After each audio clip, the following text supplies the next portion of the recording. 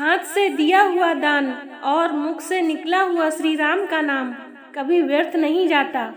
आप सभी राम भक्तों से मेरा अनुरोध है कि आप पूरे श्रद्धा भक्ति से राम कथा को पूरा सुने। आधी अधूरी कथा सुनने से पाप लगता है। वीडियो को लाइक, शेयर एंड सब्सक्राइब करें और कमेंट में जय श्री राम लिखें। तो चलिए आज की कथा प्रारंभ करते हैं।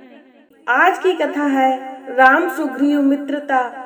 हनुमान अपने साथ राम और लक्ष्मण को लेकर किष्किंधा पर्वत के मलय शिखर पर पहुँचे, जहाँ पर सुग्रीव अपने अन्य मित्रों के साथ बैठे थे। सुग्रीव से दोनों भाइयों का परिचय कराते हुए राम ने कहा, हे महाप्राज्ञ, अयोध्या के महाराज दशरथ के ज्येष्ठ पुत्र महापराक्रमी श्री रामचंद्र जी अपने अनुज लक्ष्मण जी के साथ यहाँ पधारे हैं।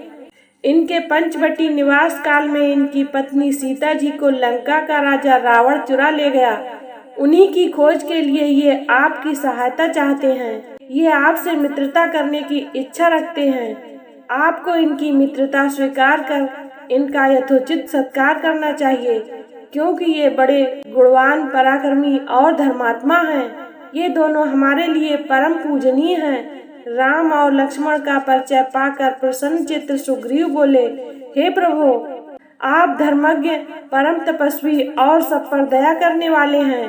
आप नर होकर भी मुझ बानर से मित्रता कर रहे हैं। यह मेरा परम सौभाग्य है। आपकी मित्रता से मुझे भी उत्तम लाभ होगा। मेरा हाथ आपकी मैत्री के लिए फैला हुआ है। आप इसे हाथ में लेकर परस्पर मैत्री का अटूट संबंध बना दें। सुग्रीव के वचन सुनकर राम ने अत्यंत प्रसन्न होकर सुग्रीव के हाथों को अपने हाथों में लिया।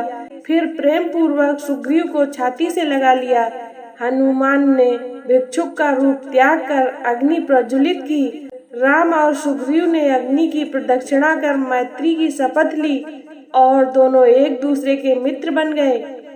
इसके पश्चात राम सुग्रीव अपने अपने आसनों पर बैठकर परस्पर वार्तालाप करने लगे। सुग्रीव ने कहा, हे राम, मेरे ज्येष्ठ भ्राता बाली ने मुझे घर से निकालकर मेरी पत्नी का अपहरण कर लिया है और मेरा राज्य भी मुझसे छीन लिया है। वह अत्यधिक शक्तिशाली है। मैं उससे भयभीत होकर ऋष्यमुख पर्वत के इस मलयगिरी प्रखंड में निवास कर रहा हूँ। आप अत्यंत पराक्रमी और तेजस्वी हैं। आप मुझे अभय दान कर बाली के भय से मुक्त करें। सुग्रीव के दीन वचन सुनकर राम बोले, हे सुग्रीव, मित्र तो उपकार रूप फल देने वाला होता है। मैं अपने तीक्ष्ण बाणों से तुम्हारी पत्नी के हरण करने वाले बाली का वध कर दूंगा। अब तुम उसे मरा हुआ ही समझो। सुग्रीव ने प्रसन्नता पूर्वक कहा, हे राम, मेरे मंत्रियों में सर्वश्रेष्ठ सचिव हनुमान मुझे आपकी विपत्ति की संपूर्ण कथा बता चुके हैं। आपकी पत्नी सीता आकाश या पाताल में कहीं भी हो, मैं अवश्य उनका पता लगवाऊंगा। रावण तो क्या, इंद्र आदि देवता भी सीता को मेरे बानरों की दृष्टि से छिपा कर नहीं रख सकते।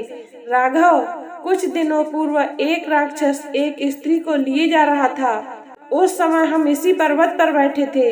तब हमने उस स्त्री के मुख से हाय राम, हाय लक्ष्मण शब्द सुने। मेरा अनुमान है कि वह सीता ही थी। उसे मैं भली भांति देख नहीं पाया। हमें बैठे देखकर उसने कुछ आभूषण नीचे फेंके थे। वे हमारे पास सुरक्षित रखे हैं। आप उन्हें पहचान कर देखिए, क्या वे सीता जी के ही हैं? यह कहकर सुग्रीव ने एक बानर को आभूषणों को लाने की आज्ञा दी। उन आभूषणों को देखकर ही राम का धीरज जाता रहा। वे नेत्रों से अश्रु बहाते हुए शोक विहल हो गए और धैर्य छोड़कर पृथ्वी पर गिर पड़े। चेतना लौटने पर वे लक्ष्मण से बोले, हे लक्ष्मण, सीता के इन आभूषणों को पहचानो। राक्षस के द्वारा हरे जाने पर सीता ने इन आभूषणों को पृथ्वी पर गिरा दिया होगा। लक्ष्मण ने कहा, भैया, इन आभूषणों में से न तो मैं हाथों के कंगनों को पहचानता हूँ, न गले के हार को, और न ही मस्तक के किसी अन्य आभूषण को पहचानता हूँ, क्योंकि मैंने आज तक सीता जी के हाथों और मुख की ओर कभी दृष्टि नहीं डाली। हाँ, उनके चरणों की नित्य वंदना करता रहा हूँ, इसलिए इन नुपुरों को अवश्य पहचानता हूँ। ये वास्तव में उन्हीं के हैं। आज की कथा को यहीं पर विराम देते हैं। कथा को पूरा सुनने के लिए धन्यवाद। इससे आगे की कथा है राम सुग्रीव वार्तालाप, देखना न भूलें। इसी तरह की ज्ञानवर्धक कथा कहानियों को सुनने के लिए हमारे चैनल को लाइक, शेयर एंड सब्सक्राइब करें।